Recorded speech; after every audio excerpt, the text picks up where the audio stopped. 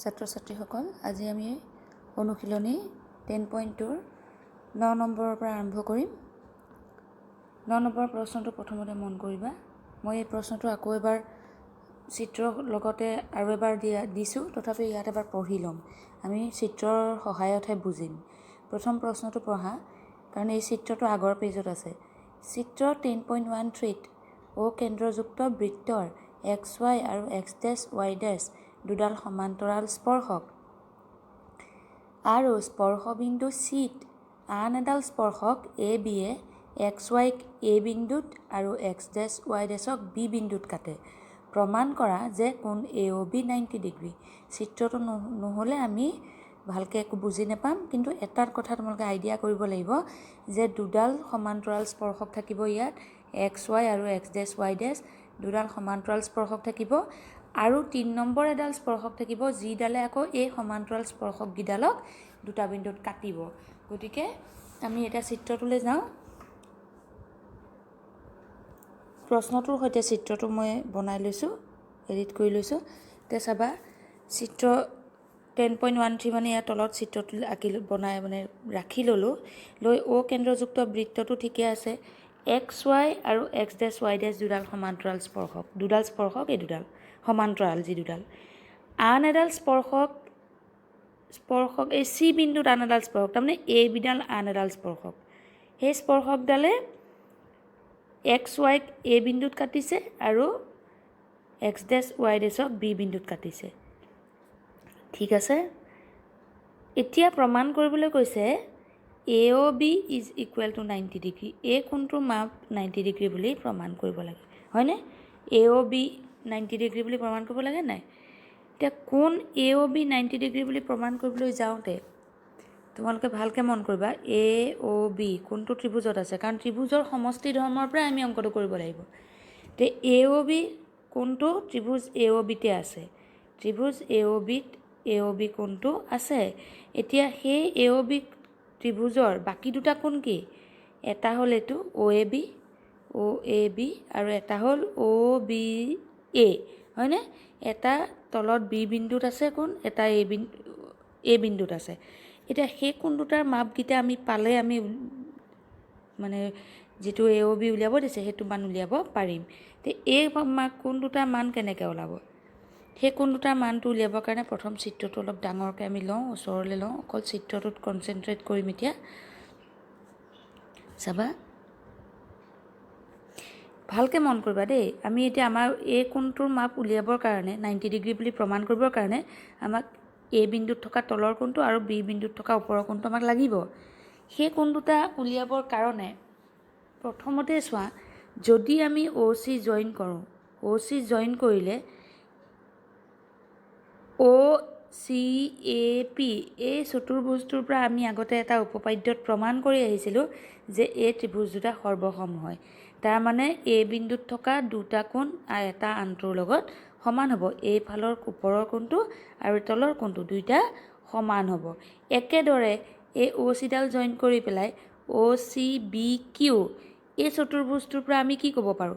B বিন্দুত থকা এই ওপৰৰ কোণটো আৰু এই তলৰ কোণটো দুইটা সমান হ'ব নাই? হ'ব। ঠিক আছে, এইখিনিলৈকে। এতিয়া এই সমান কোণ দুটাক, A বিন্দুত থকা তলৰ কোণটোক এই ডাঙৰ কোণটোৰ আধা বুলি আমি ক'ব পাৰোঁ নাই? পাৰোঁ।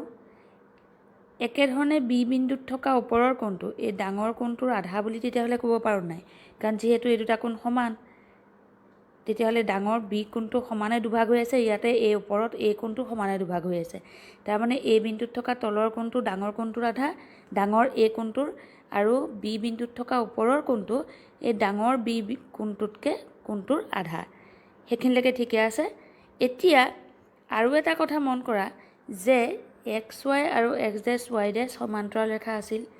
এইবিডাল যদি ছেদক হয়, তেতিয়াহ'লে ডাঙৰ A কোণটো আৰু ডাঙৰ B কোণটো যোগফল কিমান হ'ব? 180 ডিগ্ৰী হ'ব নাই? ছেদকৰ একেফালৰ অন্তঃকোণবোৰ সম্পূৰক। আমি ক্লাছ 9ত পাই আহিছিলোঁ যে দুডাল সমান্তৰাল ৰেখাক আন এডাল ৰেখাই যদি ছেদ কৰে, তেতিয়া সেই ছেদকৰ একেফালৰ যি দুটা অন্তঃকোণ হ'ব, সেই দুটাৰ যোগফল সদায় 180 ডিগ্ৰী হ'ব, হয়নে?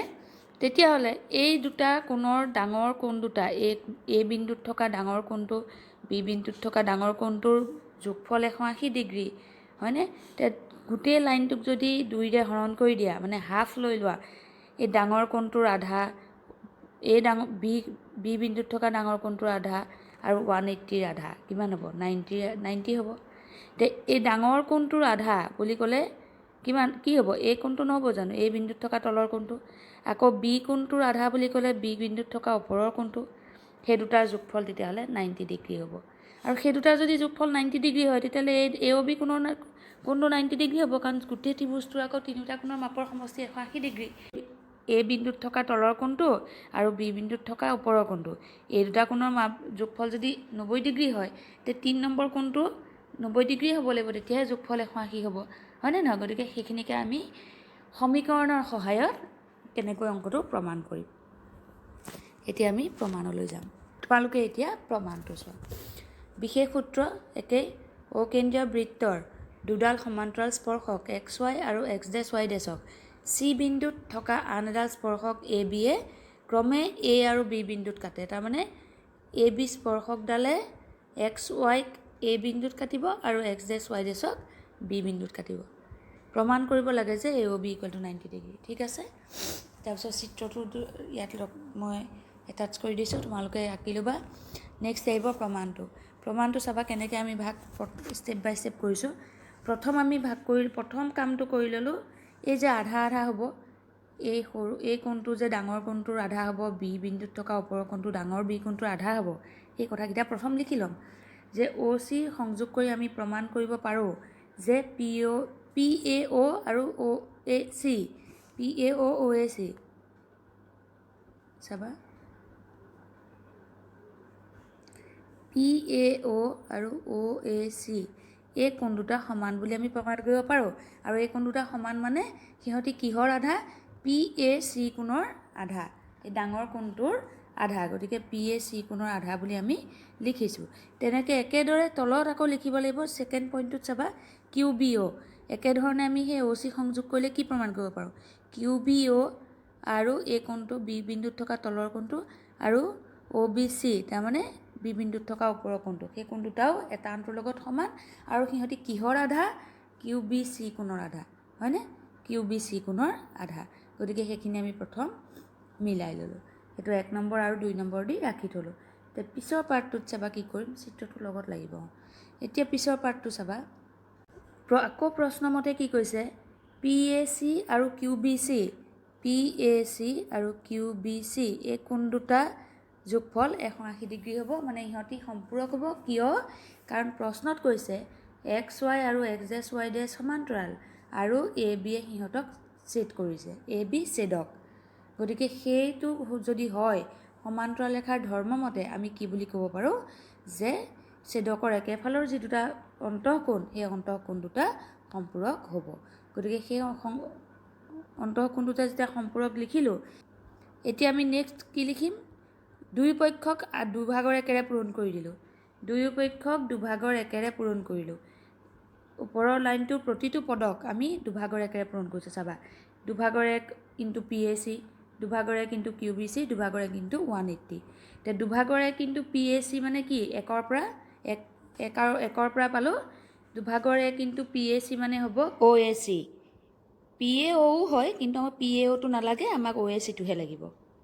এই ত্ৰিভুজটোৰ ভিতৰৰ কোণকেইটাহে আমি বিচাৰি আছোঁ, তেতিয়াহ'লে আমি কিউ এ চিটোহে আমাক লাগে। একেধৰণে তলত অ' বি চিটো লাগিব। গতিকে আমি half of Q B C মানে অ' বি চি লিখিলোঁ, এইটো 2 নম্বৰৰ পৰা।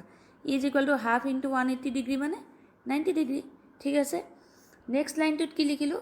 বিশেষ একো কৰা নাই। চিত্ৰটোৰ পৰা আমি কোণকেইটাৰ নামকেইটা অকণমান বেলেগকৈ লিখিছোঁ।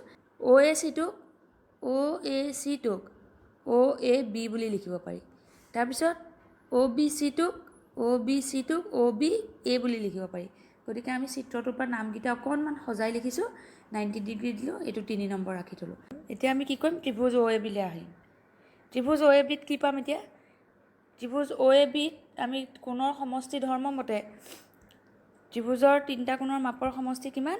180 ডিগ্ৰী। গতিকে অ' এ বি ত্ৰিভুজত তিনিওটা কোণৰ যোগফল, তাৰমানে এ অ' বি এই কোণটো যোগ কি লিখিছোঁ OAB মানে এই ওপৰৰ কোণটো আৰু OBA এই কোণটো যোগফল 180 ডিগ্ৰী। তাৰপিছত কি কৰিছোঁ চোৱা, পিছৰ পাৰ্টটো একেলগ কৰি দিয়াচোন।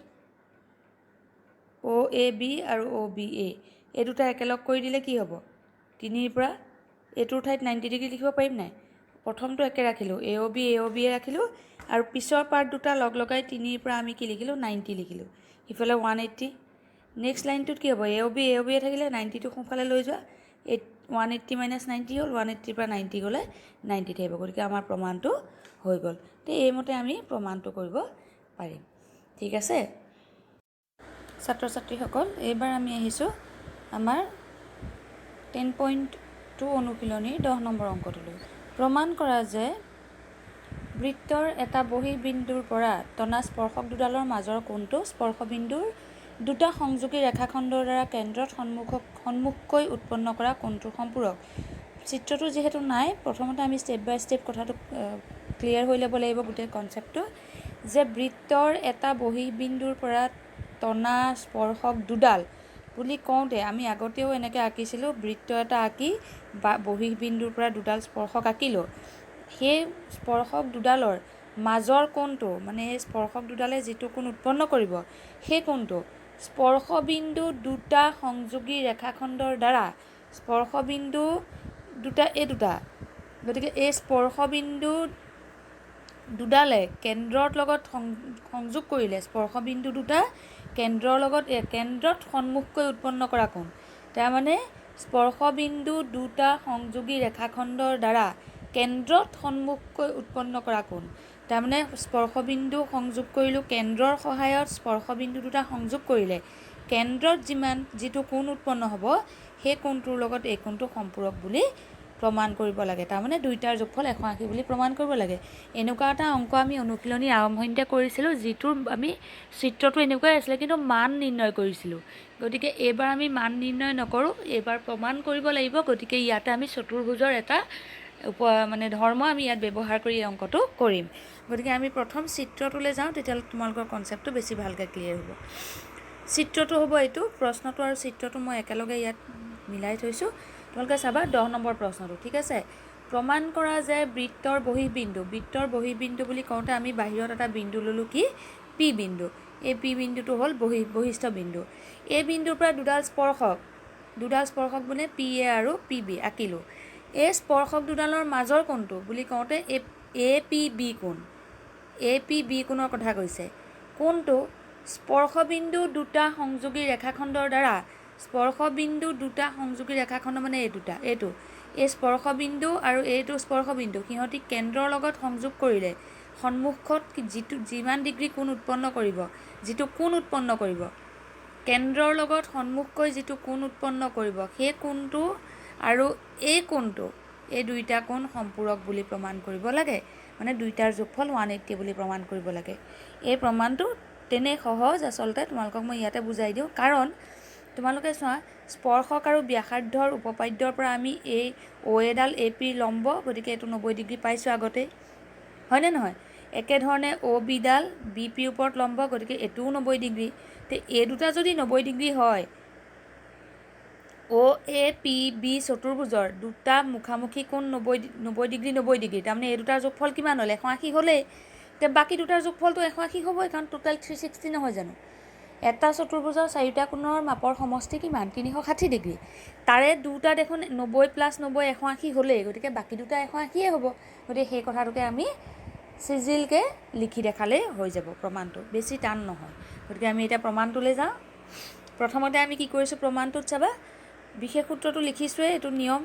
বিশেষ সূত্ৰ, অকেন্দ্ৰীয় বৃত্তৰ বহিস্থ বিন্দু Pৰ পৰা টনা দুডাল স্পৰ্শক PA আৰু PB প্ৰমাণ কৰিব লাগে যে এই দুটা কোণৰ যোগফল 180।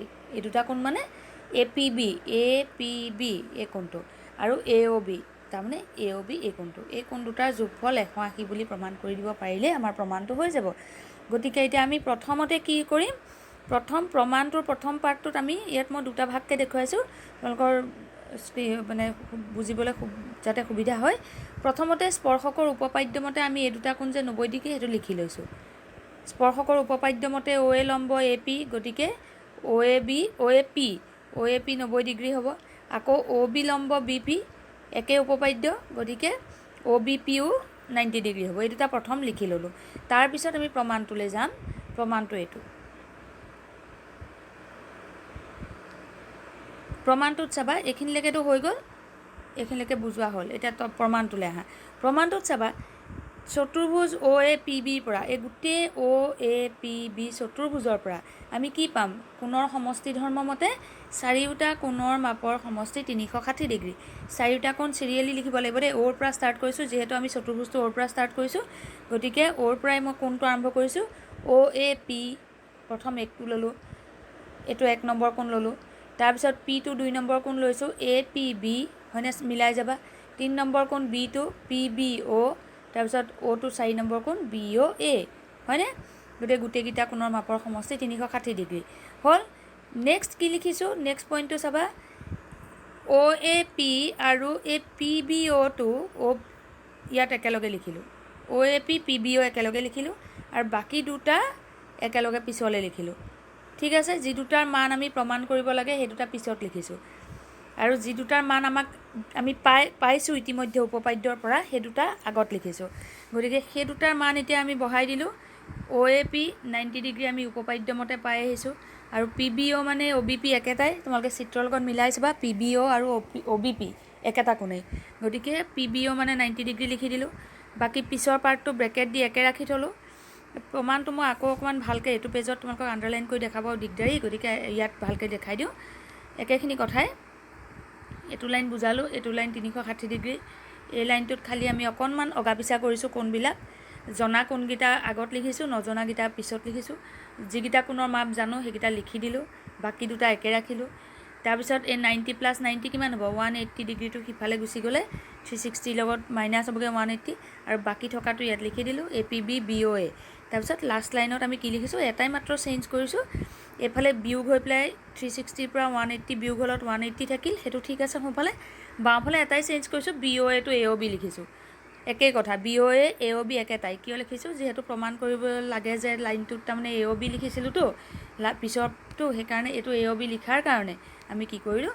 লাষ্টত বি অ' এটো এ অ' বি বুলি লিখি দিলোঁ। গতিকে এইটোৱে হ'ল আমাৰ প্ৰমাণ। তো প্ৰমাণটো ইমান টান নহয়, সহজ। ঠিক আছে, এতিয়া আমি ইয়াৰ পিছৰ অংকটোলৈ যাম। ইয়াৰ পিছৰ অংকটো হ'ল 11 নম্বৰ অংকটো। তো 11 নম্বৰ অংকটো কি দিছে প্ৰথম পঢ়ি চোৱা।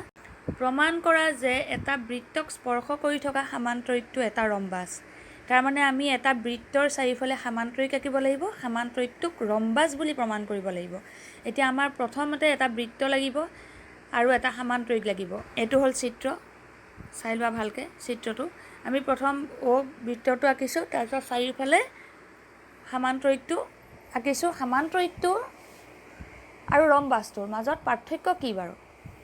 মনত পৰিছেনে? আগতে পাইছা। সামান্তৰিক আৰু ৰম্বাসৰ পাৰ্থক্য এটা, সামান্তৰিকৰ বিপৰীত বাহু সমান, ৰম্বাসৰ প্ৰতিডাল বাহু সমান। সেইটো পাৰ্থক্য। আৰু মিল কি বাৰু? সামান্তৰিক আৰু ৰম্বাসৰ মাজত এটা মিল আছে। মিলটো হ'ল কি? সামান্তৰিকৰ আৰু ৰম্বাসৰ দুয়োটাৰে বিপৰীত কোণবিলাক সমান। সেই দুটা কথা আমি জানিব লাগিব। এতিয়া তেতিয়াহ'লে আমি সামান্তৰিক এটা ৰম্বাস বুলি প্ৰমাণ কৰিবৰ কাৰণে কোনটো প্ৰমাণ কৰিব লাগিব? কোণবোৰটো বিপৰীত কোণ দুয়োটাৰে সমান, যিটোত অমিল সেইটো মিল দেখাব লাগে। তাৰমানে সামান্তৰিক যেতিয়া বিপৰীত বাহু সমান, আমি তাক দেখুৱাব লাগিব যে তাৰ অকল বিপৰীত বাহুৱে সমান নহয়, এই ইয়াত যিটো এ বি চি ডি চতুৰ্ভুজ আমি আঁকিছোঁ, সামান্তৰিক আঁকিছোঁ, তাৰ প্ৰতিডাল বাহু সমান বুলি দেখাই দিলে আমাৰ এই সামান্তৰিকটো ৰম্বাস হ'ব। গতিকে আমাৰ প্ৰথমতে আমি চাই লওঁ যে আমি কি কৰিলোঁ, অকেন্দ্ৰীয় বৃত্ত আঁকিলোঁ, আঁকি পেলাই তাত প্ৰথম A B, B C, C D, D A এনেকৈ এটা সামান্তৰিক আঁকিলোঁ। এতিয়া ইয়াতে কি হ'ব? এ বি চি ডিৰ লগত সমান আৰু এ ডি বি চিৰ লগত সমান। বিপৰীত বাহুবোৰ সমান, কাৰণ ই সামান্তৰিক। সেইটো আমি সামান্তৰিক বুলি কৈ দিয়াৰ কাৰণে সেইটো আমি ধৰিয়ে ল'ম যে ইয়াৰ বিপৰীত বাহু সমান। এতিয়া আমি তাক প্ৰমাণ কৰিম কি বুলি? প্ৰতিডাল বাহু সমান। এই অংকটোৱে তোমালোকৰ এই অনুশীলনীৰ আগৰ এটা অংকৰ লগত প্ৰায় একে।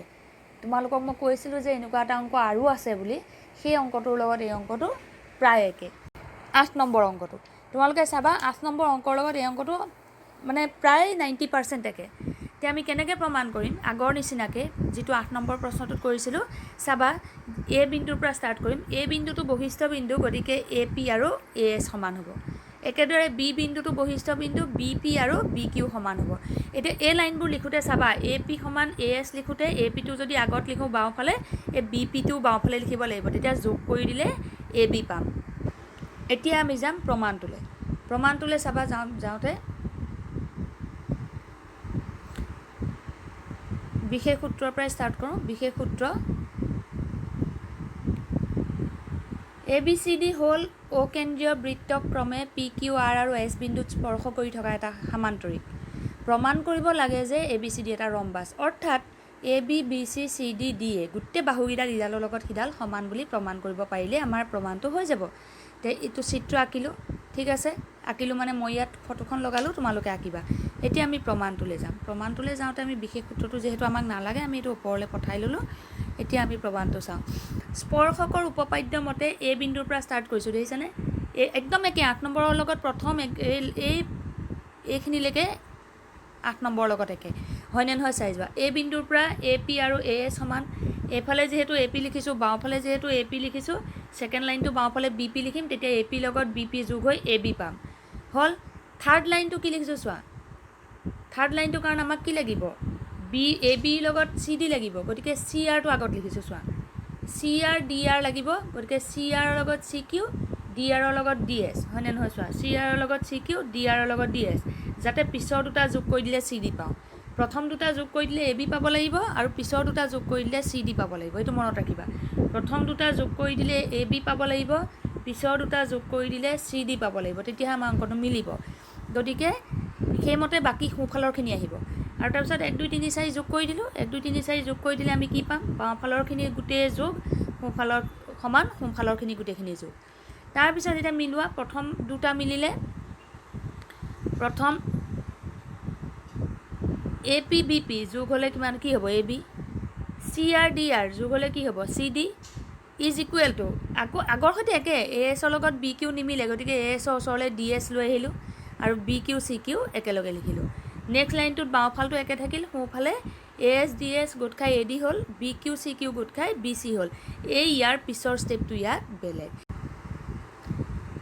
এই লাইনটোলৈকে সম্পূৰ্ণ 8 নম্বৰ অংকটোৰ সৈতে একে ইয়াৰ পিছৰ লাইনটোত আমি কি কৰিম সামান্তৰিকৰ ধৰ্ম মতে যিহেতু সামান্তৰিকৰ বিপৰীত বাহু সমান গতিকে প্ৰথম এ বিটো একে ৰাখিলোঁ পিছৰ চি ডিটোৰ ঠাইত এ বি লিখি দিলোঁ কাৰণ চি ডি আৰু এ বি সমান হ'ব সামান্তৰিকৰ ধৰ্ম মতে একেধৰণে এ ডিটো এ ডিয়ে ৰাখিলোঁ বি চিটোৰ ঠাইত এ ডি লিখি দিলোঁ কাৰণ সামান্তৰিকৰ ধৰ্ম মতে বি চি আৰু এ ডিও সমান হ'লনে তেতিয়াহ'লে সোঁফালে পালোঁ টুৱাইছ এ বি বাওঁফালে পালোঁ টুৱাইছ এ বি সোঁফালে পালোঁ টুৱাইছ এ ডি গতিকে 2 2 কটা যাব কটা গৈ কি পাম আমি এ বি আৰু এ ডি সমান পালোঁ সামান্তৰিকৰ ধৰ্ম মতেতো এ বি আকৌ চি ডিৰ লগতো সমান এ ডি বি চিৰ লগত সমান তাৰমানে এ বি তুমি চিত্ৰটোত চাবা এ বিৰ লগত এ ডি সমান আকৌ এ ডিৰ লগত বি চি সমান তেতিয়াহ'লে এ বিৰ লগত বি চি সমান হ'ব আকৌ এ বিৰ লগত যিহেতু চি ডি সমান তেতিয়াহ'লে চি ডি আকৌ বাকী দুটাৰ লগত সমান গতিকে গোটেই কথাখিনি মিলাই আমি কি বুলি ক'ব পাৰোঁ যে এ বি চি ডি গোটেইকেইটাই সমান মই আকৌ এবাৰ কৈ দিছোঁ কাৰণ আমি ইতিমধ্যে জানো যে সামান্তৰিকৰ বিপৰীত বাহু সমানেই এই দুডাল সমান এ বি আৰু চি ডি সমান আমি যেতিয়া এবাৰ প্ৰমাণ কৰি দিলোঁ যে এ বিৰ লগত এ ডিও সমান তেতিয়াহ'লে এ বিৰ লগত এ ডি সমান এ ডিৰ লগত বি চি সমান তাৰমানে কি গোটেই সোপা ইটোৰ লগত সিটো সমান হ'ব নাই গতিকে সেইটোৱে হ'ল আমাৰ প্ৰমাণ যেতিয়া চাৰিওটা বাহু এটাৰ লগত আনটো সমান বুলি আমি ক'ব পাৰিলোঁ এটা বৃত্তৰ স্পৰ্শ কৰি থকা সামান্তৰিকটো সদায় এটা কি হ'ব ৰম্বাছ হ'ব ঠিক আছে এইটোৱে হ'ল প্ৰমাণ গতিকে আমি এই 10 নম্বৰ অংকটোৰেই আজিৰ ভিডিঅ'টো শেষ কৰিছোঁ আমি ইয়াৰ পিছৰ আৰু দুটা অংক থাকি গ'ল গতিকে সেই দুটা অংক আমি ইয়াৰ পিছৰ অংশত তোমালোকক পিছৰ ভিডিঅ'টোত বুজাই দিম তেন্তে আজিলৈ থেংক ইউ